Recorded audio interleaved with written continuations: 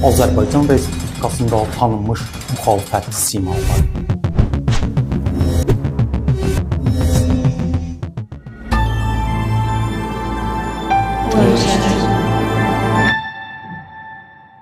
Azərbaycan Respublikasında tanınmış müxalifət simaları. Son illərdə Azərbaycan əsasən Əliyev hakimiyyətini tənqid edənlərin həbsi və ölkədə insan hüquqlarının kobud şəkildə pozulması səbəbindən tez-tez dünya mediasının diqqət mərkəzində olub. Lakin bugün biz sizə İlham Əliyev hökumətinin müxtəlif siyasi qrupları təmsil edən bir neçə müxalifət siması və tənqidçisini təqdim etmək istəyirik. Allahın adıyla. Salam hörmətli izləyicilər. Ümid edirəm ki, dünyanın harasında olursanız olun, həyatınız şad və qəlbiniz məhəbbətlə dolu olsun. Bu proqramı izlədikdən sonra fikirlərinizi bizimlə bölüşməyi xahiş edirik. Tofiq Yaqublu Əliyev rejiminə qarşı çıxan ən tanınmış şəxslərdən biridir. Həm Milli Şuranın, həm də Müsavat Partiyasının üzvü olan Yaqublu Əliyev hökumətinin ən sərt tənqidçiləri sırasındadır. Siyasi fəaliyyəti dövründə Yaqublu dəfələrlə müxtəlif uydurma ittihamlarla həbs edilib və ağır işgəncələrə məruz qalıb. Yaqublu siyasi fəaliyyəti ərzində ən çox həbs və məhbusluqla yüzləşən müxalifət nümayəndələri arasındadır. 2025-ci ildə həbsdə olarkən Dünya Azadlıq Konqresi tərəfindən cəsarət mükafatına layiq görülüb. Yaqublu 2023-cü ildə həbs edilib və Əliyev hökumətinin göstərişi ilə fəaliyyət göstərən məhkəmə tərəfindən 9 il müddətinə azadlıqdan məhrum edilib. 2000-ci ildən bəri Azərbaycan Xalq Cəbhəsi Partiyasının rəhbərlik edən Əli Kərimli Azərbaycan Prezidenti İlham Əliyevin tanınmış müxalif kimi tanınır. Xalq Cəbhəsi Partiyasının lideri və Əliyevin əsas rəqibi olan Kərimli 2025-ci ildə müxalifətdəki Milli Şura tərəfindən təşkil edilən etiraz aksiyasında iştirak etmək üçün evindən çıxarkən təhlükəsizlik qüvvələri tərəfindən həbs edilib. Təhlükəsizlik orqanları Kərimlinin hökumətə qarşı iddia edilən çevriliş planı çərçivəsində Prezident Administrasiyasının getmiş rəhbəri Ramiz Mehdiyevlə əlbir olmaq ittihamı ilə saxlandığını açıqlayıb.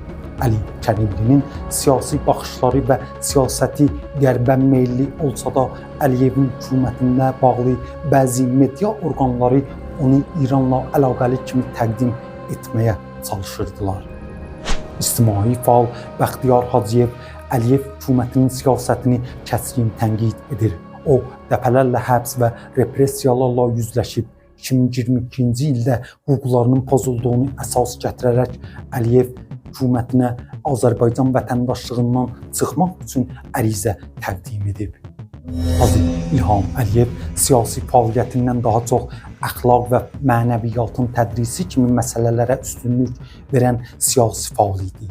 İslam Partiyasının həbsdə olan liderinin xələfi olan o, dövlətə xəyanət ittihamı ilə həbs edildi. Lakin Hacı İlham Əliyev kimi bir şəxsin həbsi və ona qarşı dövlətə xəyanət kimi ağır ittihamın irəli sürülməsi nümayiş etdirdi ki, Azərbaycan Respublikası hökuməti İslam Partiyasının bütün liderlərini siyonistlərin göstərişi ilə həbs edirdi. Və ağıl olduğu illər ərzində Şeyx Sərdar Həsənli kimi tanınan Şeyx Sərdar Babayev ardıcı olaraq millətin mənfəətini və xalqın problemlərinin həllini üstün tutmuşdur. 2017-ci ildən Masallı Bağlısının şikayətindən sonra Şeyx Sərdar Həsənli şərh məscidlərində cuma namazı qıldığı üçün polis tərəfindən həbs edilib və 3 il müddətinə azadlıqdan məhrum edilmişdir. Ondan sonra namaz məhbusu kimi tanındı. Mövsüm Səmədov Əliyev hökumətinin siyasətini və korrupsiyonu tənqid edən qadınlara hicab geyinmək hüququnun müdafiəçisi Hicaba qadağanın ləğvi hərəkətinin yaradıcısı olub. 2011-ci ildə onun hicab qadağasına etiraz aksiyaları təşkil etmək cəhdləri son nəticədə qanun ləğvinə gətirib çıxardı. Lakin həmin ləğv etmənin ardınca Əliyev hökuməti Səmədovu uydurma, o cümlədən narkotik saxlama, İran xeyrinə casusluq, dövlət məmurlarını təhqir etmək və qanunsuz silah saxlamaq kimi ittihamlarla həbs edib və 12 il müddətinə azadlıqdan məhrum etmişdir. Taleh Bağırzadə Azərbaycanın Müsəlman Birliyinin hərəkatının lideridir. O, 2015-ci ildə Ərbəyin günü Bakının Ardaran qəsəbəsində matəm mərasimində iştirak edənlərə qarşı xüsusi təyinatlı qüvvələr və polisin həyata keçirdiyi reyd nəticəsində həbs edilib. Daha sonra o, polis əməkdaşlarının qətli, terrorçuluq, qanunsuz silah saxlama və digər ağır cinayətlər ittihamı ilə 20 il müddətinə azadlıqdan məhrum edilib. Lakin Hacı Taleh Bağırzadə bütün ittihamları rədd edərək həbsi barədə göstərişin İlham Əliyev tərəfindən verildiyini bildirib. Məhz bundan sonra Taleh Bağırzadəyə qarşı fiziki və psixoloji işgəncələr başlayıb. Bununla belə Əliyev hökuməti Hacı Talehi həbs etməklə onun maarifləndirmə və fəallıq səylərini qarşısını ala biləcəyini düşünürdü.